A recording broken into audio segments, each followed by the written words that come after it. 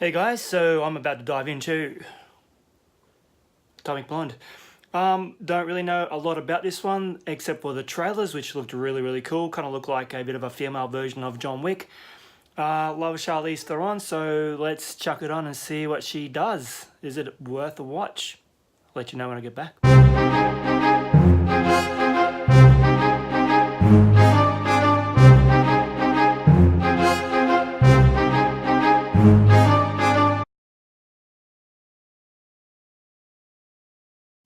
Yeah, so that was Atomic Blonde starring Charlize Theron, James McAvoy, John Goodman, Toby Jones, Sophia Boutella, and Bill Skarsgård. Now, this movie is brought to us by the director David Leitch, who also directed some scenes in the fantabulous John Wick. He's also going to be directing Deadpool 2, so he's a director on the rise. He's got a very stylized eye. This movie is very pretty. A lot of action, a lot of violence, very stylized violence. The action is very well choreographed. And I'll just get this right out of the way straight away. This is a good looking movie, especially on the 4K HDR.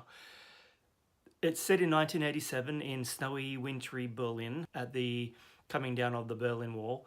So it's cold and miserable looking, but he's managed to make this movie look absolutely stunning. There's like a blue tone through most of this film, not very many warm scenes at all, and it just looks so crisp, and there's a lot of neon, and whenever we change location there is a graphic on the screen telling us where we are in a beautiful spray painted primary color graphic, which is it just pops off the screen. It's really pretty to see. This is a passion project from Charlize Theron. Due to the success of Mad Max Fury Road, she was able to fund this movie, and she's one of the producers.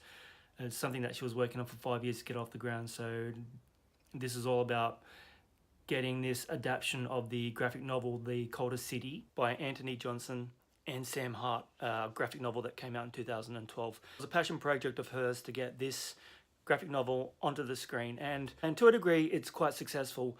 I didn't actually love this film. I didn't fall in love with it as much as I was hoping to. Like, going from the trailers, I really did kind of get a John Wick vibe. A lot of non-stop action. There is a lot of character stuff in this, and obviously from Charlize Theron, an Academy Award winner, she does bring a really marvelous performance.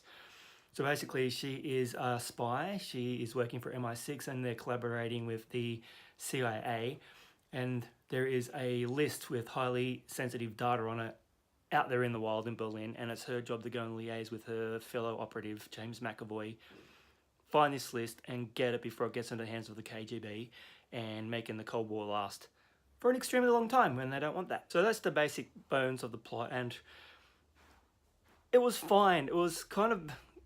I've never read the graphic novel, so I didn't really know what to expect going in, but for me it was kind of a very generic thriller. Granted, yeah, it was gorgeous to look at, and the stylized neon lighting and the fight scenes were unreal. I mean, there's one scene in this that goes for about 10 minutes. It's edited to look like it's one big long shot.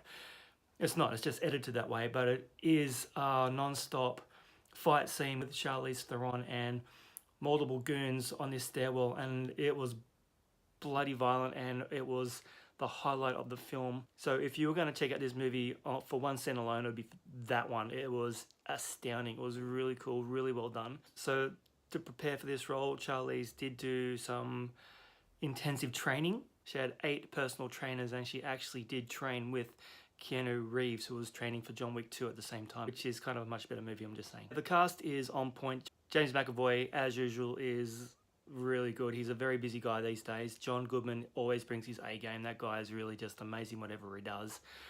Toby Jones, love him to death. He's a fantastic character actor turning up in the Marvel Universe, and he's just spreading his wings, and he's popping up in absolutely everything. Bill Skarsgård, this guy's star is going to be on the rise. I can't believe how good this guy is in It as Pennywise. He was just so spooky, scary, and amazing. So seeing him sans the makeup in a more traditional role was really cool, because I want to see more of this guy, and I really hope that his career just skyrockets. And Sophia Boutella, this is one amazing actress. I once again like Bill Skarsgård. She's just one to watch. I think her star is also on the rise. She is amazing. I'm going to forgive her little misstep in The Mummy with Tom Cruise. She was the best thing about that movie, but that movie was so horrible I didn't even bother doing a review because I just didn't like it at all. So I didn't bother wasting my time or yours with that one. But Sofia Boutella, fantastic. So yeah, so Atomic Blonde, it was a fine movie. It didn't really hype me up too much. It was fine, and it was an afternoon killer, so it was just something to put on. I'm not really going to watch it again, and I can't really recommend you check it out. If you do or you don't, either way. But if you are looking at picking it up, and if you're trying to decide whether Blu-ray or 4K HD, definitely go 4K HD. Like I said, this movie is just stunning to look at with all the bold colors, the neon lighting, and the soundtrack. The 80s soundtrack is absolutely killer as well. So just saying, yeah, the soundtrack is pretty on point with this movie too. Yeah, so there you have it. Not quite the movie I was expecting it to be. Massive fan of John Wick. Thought this would be a female version of that.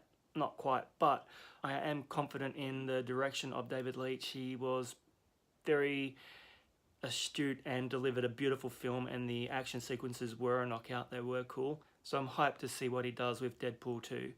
Charlize Theron, always value for money. Like, absolutely loved her in Mad Max Fury Road. She did kind of phone it in for that Fate of the Furious though, so